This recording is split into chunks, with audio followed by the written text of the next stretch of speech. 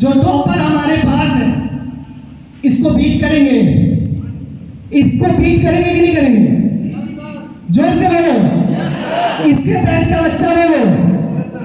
और तुम प्रॉमिस करो कि हम अपना पोजीशन मेंटेन रखेंगे। ये तो हमेशा रहा है और मेरा जो कॉन्फिडेंस है वो हमेशा ऐसा ही रहेगा, ये मैं सबसे प्रॉमिस करता हूँ। कॉन्फिडेंस होना चाहिए, हम बेहतर करेंगे। जीवन में कभी भी ईगो नहीं करना चाहिए। बात को समझ रहे हो? हमारा कॉन्फिडेंस है सर, हम अच्छे से सर जो पढ़ाएंगे उसको पढ़ेंगे, एग्जाम में क्वेश्चन आएगा उससे पहले पूरी तैयारी कर लेंगे और एक भी सवाल ऐसा नहीं होगा जो मुझे पहले नहीं आता होगा। इस लेवल की तैयारी करेंगे। और कभी भी, ये आपको मैं बोल रहा हूं, लास्ट लाइन सभी बैच को, इस बात को माथा से निकाल दो कि सभी सिलेबस पूरा होगा इस साइड से उस साइड। न सर के पास इतनी समय है, न व्यवस्था में, और भी जो लोग काम है उस कार्य के अतिरिक्त ये काम इनको मिलता है। लेकिन जब सवाल आएगा तो पूरा सिलेबस से आएगा, तो क्या करना होगा? आपको करना होगा। You have to do hard work, you have to search from the different sources, you have to make notes from the YouTube, you have to also use your best books which is suggested by the medical officers or the class teachers, and you have to complete your syllabus by yourself. If you want to do better in your examination, definitely you have to do hard work. And पिछले मुझे लगता है 1 महीने के आसपास से जो बीच वाले बैच हैं, सेशन मिस करता हूं, उनका भी हॉस्पिटल ड्यूटी लग गया। मैंने इनको अनुरोध भी नहीं किया था सन्नवाज जी को कि आप चलिए, आपका वहां जाना जरूरी है। क्यों जाना जरूरी है? इसलिए जाना जरूरी है कि आप सारे लोग इमरजेंसी में ड्यूटी करना चाहते हैं। सारे लोग को मैं देखता हूं। हमारे पीछे गंधेश जी हैं, लैब के इंचार्ज हैं, इमरजेंसी है, और के इंचार्ज यहाँ सहनावाजी आए हैं। 2 लोग तो मैं देख पा रहा हूँ। ट्यूबर क्लासेस के आपके रेहान सर हैं जो चीजों को मॉनिटर कर रहे हैं, सपोर्ट कर रहे हैं। 3 डिपार्टमेंट को तो बॉस बन ही बन जाइए, उसमें सबसे इंपॉर्टेंट है इमरजेंसी।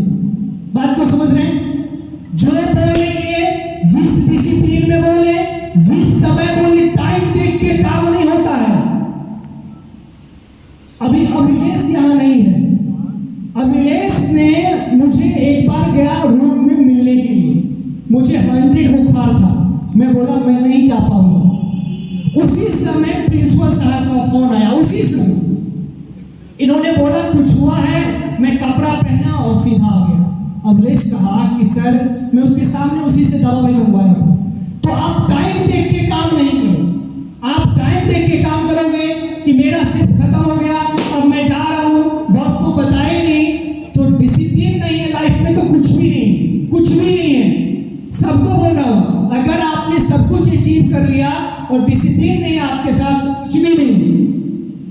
तो सारे इंचार्ज से कोऑर्डिनेशन करके प्रॉपर जो रोस्टर है उस रोस्टर को पालन कीजिए। जब कभी कोई फंक्शन पार्टी है, घर में कुछ काम है, तो एक सिस्टम से लीव का एप्लीकेशन हॉस्पिटल में भी इंचार्ज से फॉरवर्ड करा करके हॉस्पिटल मैनेजर साहब को दीजिए, यहाँ पे जो क्लर्क है उनको दीजिए, प्रिंसिपल साहब से अप्रूवल करवाइए और तभी घर जाइए। लाइफ में एक प्रॉपर डिसिप्लिन में रहेंगे तभी बेहतर हो पाएगा। और इस सब के साथ कार्यक्रम को समाप्त करते हुए बहुत बहुत आप सभी को धन्यवाद।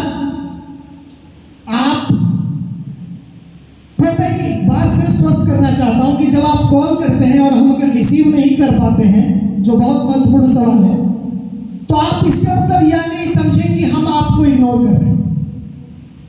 आप जिस प्रकार अपने काम में होते हैं, व्यस्त होते हैं, उसी तरीके से हमारी भी कुछ न कुछ व्यस्तता होती है। लेकिन आप इस बात से मैं आपको आश्वस्त कर रहा हूं कि जब मुझे समय मिलेगा हम आपको जरूर याद करेंगे। तो आप इस बात के लिए, क्योंकि आपका मेरा संबंध टीचर से ज्यादा होता है रिपोर्ट्स का। लगभग बच्चे हर एक 2-3 दिन पे कोई ना कोई स्टूडेंट अपने मदर का, फादर का, रिलेटिव का रिपोर्ट्स हमारे मोबाइल पे भेजते हैं। सर ये अल्ट्रासाउंड का रिपोर्ट है, ये पैथोलॉजी का रिपोर्ट है, थोड़ा सा देखिए। आपको जब भी मुझे समय मिलेगा हम उस रिपोर्ट को देखेंगे, आपको रिप्लाई करेंगे।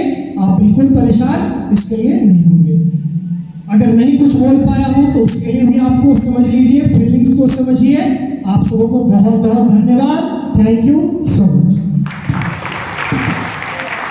सर हेलो हेलो सर, आपसे रिक्वेस्ट करेंगे कि लास्ट टाइम कुछ अपने मन से गुनगुना दीजिए गाने के तौर पे, प्लीज सर। जोरदार ताली बजाएंगे एक बार।